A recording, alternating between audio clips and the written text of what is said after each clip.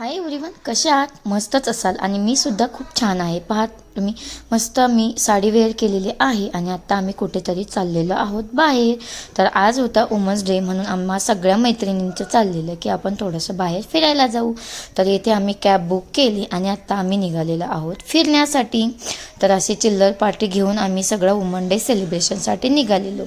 तर आता आम्ही चाललो होतो देवदर्शनासाठी. तर ते तुम्हाला पुढे कळेलच तर आम्ही कुठे चाललो होतो. तर त्यानंतर मग असं मस्त आम्ही पोहोचलो. तर आता तुम्हाला समजलंच असेल आम्ही कुठे आलो. तर कॅब बुक केली, म्हणजे अहोंची कॅब आम्ही बुक केलेली. तर आम्ही आलेलो आहोत प्रति शिर्डीला सगळे मिळून. आणि मग मस्त आम्ही येथे गाडी वगैरे पार्क केली आणि आत्ता जायचं आहे आपल्याला ते म्हणजे साईबाबांच्या दर्शनासाठी. तर मग आम्ही आलेलो आहोत मंदिरामध्ये आणि अजिबात काही गर्दी नव्हती. थोडासा दुपारचा वेळ होता त्यामुळे दर्शन आमचं अगदी छान झालं. तर ह्या माझ्या साळकाया माळकाया ह्या माझ्या मैत्रिणी आणि हे माझे अहो. मग आम्ही सगळं छान दर्शन घेतलं आणि आता प्रति शिर्डीला छान 2 मंदिरं देखील झालेली आहेत.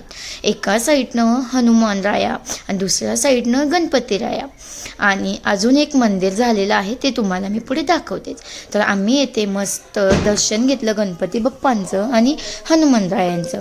दर्शन घेऊन आता आम्ही त्यानंतर पुढच्या मंदिरात जाणार होतो.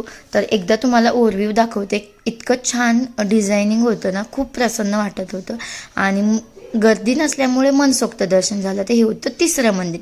तर येथे आतमध्ये स्त्रियांना काही येण्यास सक्त मनाई होती. तरी पण आजकालच्या महिलांना अजिबात पाट्या वाचत नाही किंवा वाचूनही त्या ऐकत नाही. पण मी तसं नाही केलं. मी बाहेरूनच फेरी मारली, दर्शन घेतलं आणि हा पूर्ण परिसर आत्ता डेव्हलप केलेला आहे.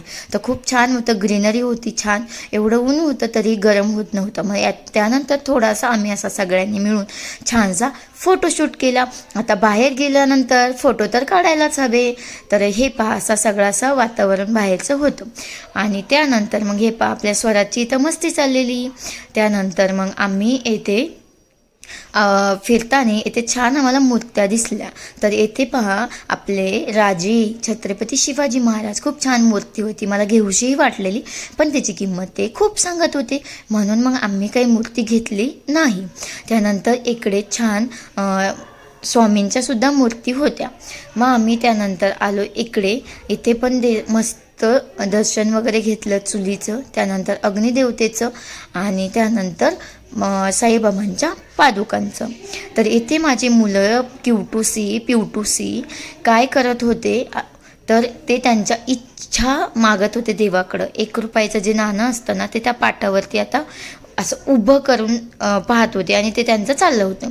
तर इकडे यांना माहीतच नव्हतं की हा अग्नी 24 तास चालू असतो. मग मी त्यांना सांगितलं तर त्या अशा डोकून बघत होत्या.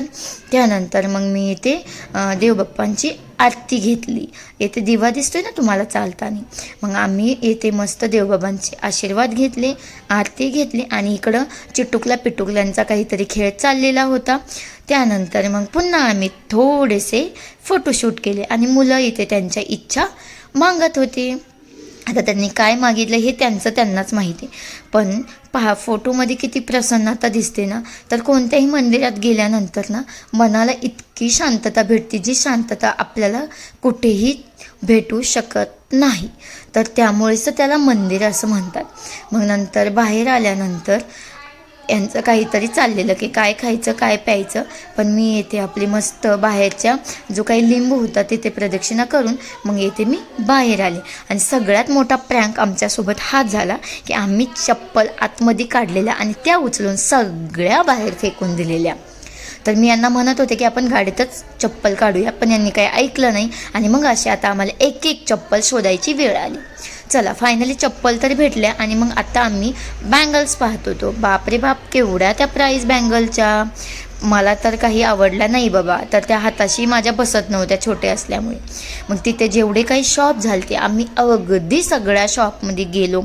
काही आवडतंय काही नावडतंय, आवडलं तरी घेऊ शकत नव्हतो.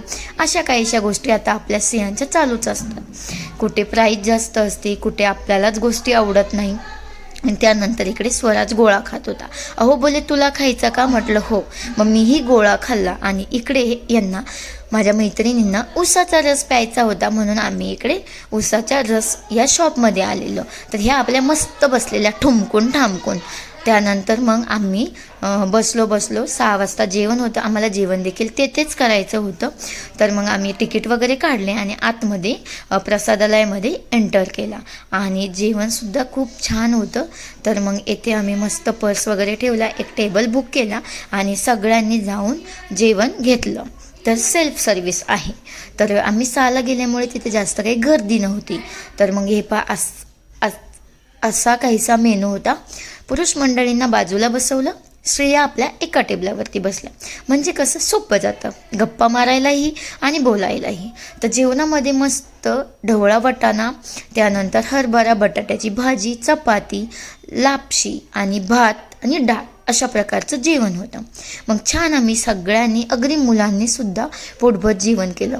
लापशी अप्रतिम होती, खूप आवडली, सगळ्यांनाच आवडली आणि पोट भरून सगळ्यांनी खाल्ली. आणि आता झाला होता घरी जायचा वेळ. तर सायंकाळ झालेली होती, लाईट्स वगैरे लागलेल्या होत्या.